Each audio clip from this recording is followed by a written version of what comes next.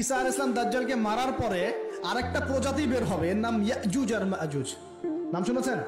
এই যে এই সূরার মধ্যেই আছে, এই সূরা কাহাফের কথা বললাম না, সূরা কাহাফের পিছনের দিকে আছে ইন্না ইয়াজুজ ওয়া মাজুজ মুফসিদুনা ফিল আরদ। যুলকারনাইন বাদশার কথা পড়বেন, তিনি এই যে দেয়াল নির্মাণ করে দিয়েছিলেন লোহা এবং তামা দিয়ে, মনে আছে, পড়েছেন? আচ্ছা, এই ইয়াজুজ আর মাজুজ যখন বের হবে পৃথিবীর পানি খেয়ে শেষ করে ফেলে দিবে একেবারে। এর এত বেশি হিংস্র হবে যে এদের সাথে লড়াই করার মতো ক্ষমতা কোনো মানুষেরই থাকবে না, এমনকি ঈসা আলাইহিস সালামেরও নয়। ঈসা আলাইহিস সালাম তুর পাহাড়ে চলে যাবেন মুসলিমদেরকে নিয়ে, তুর পাহাড়ের ভিতরে মুসলিমরা সেখানে লুকিয়ে থাকবে, পৃথিবীর মেসাকার অবস্থা হয়ে যাবে, পৃথিবীর পানি খেয়ে শেষ করে ফেলে দিবে একদম হিংস্র প্রজাতি। তখন ঈসা আলাইহিস সালাম আল্লাহর কাছে দোয়া করবেন, আল্লাহ এই বিভৎস জাতিকে ধ্বংস করো। আল্লাহ রাব্বুল আলামিন তখন ওই ইয়াজুজ আর মাজুজের এই কাঁধে, ঠিক কাঁধের মাঝখানে একটা ভাইরাস জন্ম দিবেন। কি জন্ম দিবেন? ওই যে বলি না মহামারীর ভাইরাস, অমুক ভাইরাস তমুক ভাইরাস, এই ভাইরাস আরো সামনে আছে বাকি এখন।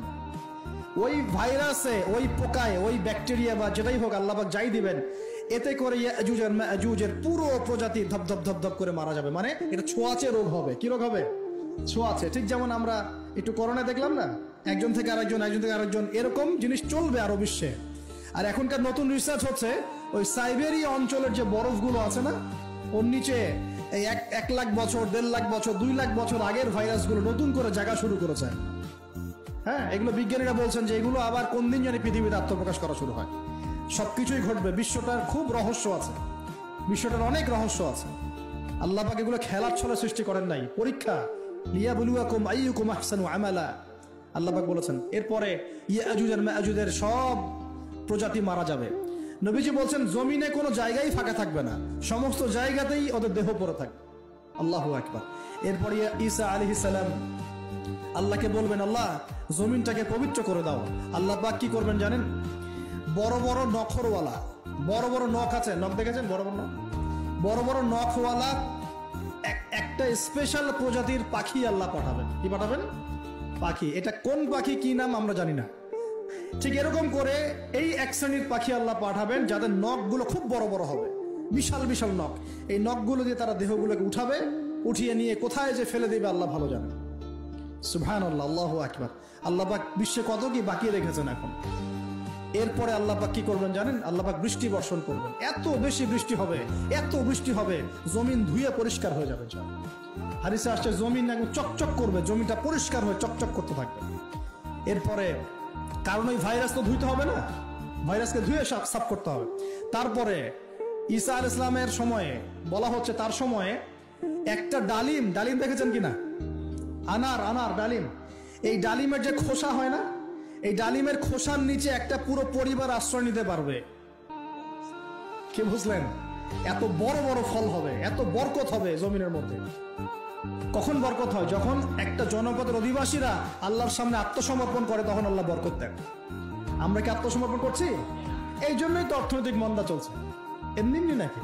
সুদ খাচ্ছেন, দিব্যি ঘুষ খাচ্ছেন, দুর্নীতি করছেন, জেনা করছেন, মানুষের সম্পদ আত্মসাৎ করছেন, মাপে কম দিচ্ছেন, আবার নামাজও পড়ছেন, মাশাআল্লাহ। তো বরকত কোত্থেকে আসবে? তো বরকত কখন আসে? যখন একটা কম আল্লাহর সামনে সম্পূর্ণ আত্মসমর্পণ করে। একটা ডালিম হবে, এটা রূপকথা নয়, এগুলা গাল গল্প বলছি না। এই প্রতিটা কথা আল্লাহ পাকের ওহী থেকে আসছে, এর একটা কথা মিথ্যা হবে না ইনশাআল্লাহ তাআলা। বিশ্ববাসীরা দেখবে একটা ডালিমের নিচে একটা পরিবার আশ্রয় নিতে পারবে। এত স্পেসিফিকলি বলা হয়েছে হাদিসগুলোতে। নবী সাল্লাল্লাহু আলাইহি ওয়াসাল্লাম বলেছেন যে 10 জন ঘোড়সওয়ার, কয়জন ঘোড়সওয়ার? 10 জন ঘোড়সওয়ার বের হবে ইমাম মাহদীর সময়, যারা খোঁজ নিতে যাবে যে দেখি দাজ্জাল বের হয়েছে কিনা। ঘোড়ায় করে খোঁজ নিতে যাবে, দেখি দাজ্জাল বের হয়েছে কিনা। ওই 10, নবীজি বলছেন আমি ওই 10 জনের নামও জানি, ওদের বাবার নামও জানি। সুবহানাল্লাহ, এত স্পেসিফিক জ্ঞান দেওয়া হয়েছে আল্লাহর পক্ষ থেকে নবী সাল্লাল্লাহু আলাইহি ওয়াসাল্লামকে। তার হাদিস থেকে বলছি যে ডালিমের নিচে পরিবার আশ্রয় নিতে পারে। তো অনেকে হয়তো হাসবে, কি বলে উল্টা পাল্টা কথা, তাই না? নাস্তিকরা মনে করতে পারে যে হাসবে, আরে হাহারি এক দিয়ে রেখে দেবে। এখন মানুষ ফেসবুকের মতো চিন্তা করে, ফেসবুকের মতো হাসে, ফেসবুকের মতো কাঁদে। মানুষ এখন রোবটিক হয়ে গেছে। ঠিক আছে? আচ্ছা, তো এরপর কি? এরপরে বরকতের এই সময়টা শেষ হয়ে যাবে কখন? যখন মানুষ আবার সেই জেনা, পাপ, শিরিক, কুফর এগুলোতে লিপ্ত হবে। আল্লাহ রাসূল বলছেন এমন একটা মানুষও বাকি থাকবে না, একটা মানুষও না যে খালি লা ইলাহা ইল্লাল্লাহ কালিমাটা পড়তে জানে, এমন একটা মানুষও বাকি থাকবে না। বলেন নাউজুবিল্লাহ। ওরা হবে এই পৃথিবীর সবচেয়ে নিকৃষ্ট মানুষ। ওদের চেয়ে নিকৃষ্ট কোনো মানুষ এই পৃথিবীতে হবে না। এখনো কি এরকম সময় আসে নাই? এখন কি লা ইলাহা ইল্লাল্লাহ আছে না? আছে, হ্যাঁ, হয়তো তার পূর্ণাঙ্গ প্রয়োগটা নাই, কিন্তু কালিমা তো আছে কি না? তখন নবীজি বলছেন এমন একটা যুগ আসবে যে লা ইলাহা ইল্লাল্লাহ বলার মতো একটা মানুষ খুঁজে পাওয়া যাবে না, আর মানুষ রাস্তাঘাটে কুকুরের মতো জেনা করবে।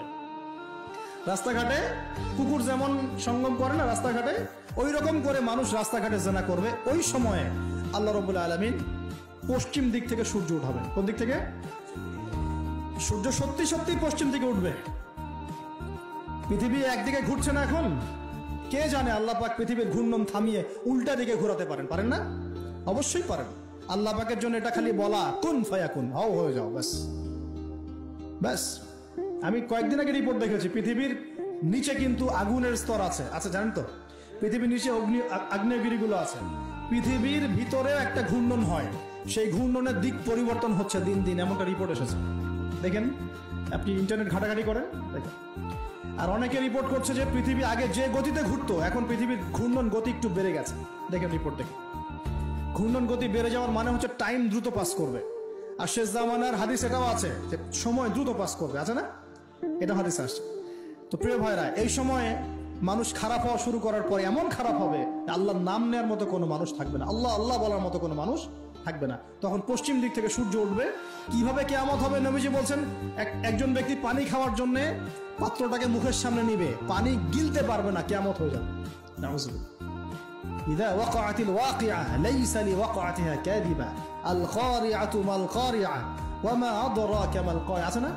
আম্মা ইয়াতাসাআলুন আনিন নাবাইল আযীম। কত সূরা আছে কিয়ামত সংক্রান্ত, পড়ে দেখেন। ইযা যুলজিলাতিল আরদু জিলজালাহা ওয়া আখরাজাতিল আরদু আসকালাহা ইযা আশ-শামসু কুবিরাত ওয়া ইযা আন-নুজুমু ইনকাদারাত। এই সূরাগুলো পড়ে দেখেন। আম্মা পারার শেষ পারাটা, যেটা 30তম পারা, এর সূরাগুলো পড়ে দেখেন। কিয়ামত চোখে দেখতে পারবেন ইনশাআল্লাহ। সিংহায় ফুঁক দেওয়া হবে। আল্লাহ পাকের ফেরেশতার এত ক্ষমতা আল্লাহ দিয়েছেন, একটা ফুয়ে পুরো মহাবিশ্ব ধ্বংস হয়ে যাবে ইনশাআল্লাহ। চারটাখানি কথা নাকি? দ্বিতীয় ফুৎকারে আবার সবাইকে জীবিত করা হবে। এবং এই যে দুনিয়ার জীবনটা আমরা কাটাচ্ছি, এই 30, 40, 50, 60, 100 বছরের জীবন, এই জীবনের এক একটা হিসেব আল্লাহর সামনে দাঁড়িয়ে সেদিন দেওয়া লাগবে। অতএব এই দুনিয়ার জীবনটাতে প্রস্তুতি গ্রহণ করি, 5 ওয়াক্ত নামাজ পড়ি, যাকাত দেই, কালিমা বোঝার চেষ্টা করি, আল্লাহ তাওহীদ শিখি, জানি, বুঝি, নবীর সুন্নত অনুযায়ী আমল করি, হালাল খাই, পরিবার গড়ি, মানুষকে সৎ কাজের দাওয়াত দেই, অসৎ কাজে নিষেধ করি, ইসলামকে আল্লাহর জমিনে প্রতিষ্ঠা করার চেষ্টা করি। আল্লাহ পাক যা দিয়েছেন, জানমাল, সময়, শ্রম, আল্লাহ পাক যা দিয়েছেন, ক্ষমতা, প্রতিপত্তি, সম্পদ, এগুলোকে আল্লাহর দ্বীনের জন্য ব্যয় করি। ইনশাআল্লাহ দুনিয়া সফল হব, পরকালে সফল হব ইনশাআল্লাহ আযজা ওয়া জাল। আল্লাহ পাক আমাদের সবাইকে সমকালীন ফিতনাগুলো সম্পর্কে সচেতন থাকার তৌফিক দান করুন, এবং এই রমজান, আসন্ন রমজানে পরিপূর্ণরূপে ইবাদত করার তৌফিক দান করুন, এবং এই ইবাদত এবং শিক্ষাগুলোকে সারা বছর ধরে রাখার তৌফিক দান করুন, এবং জামানা সম্পর্কে সচেতন থেকে আগামী দিনে যা হবে সেভাবে পদক্ষেপ নেওয়ার তৌফিক আল্লাহ পাক দান করুন।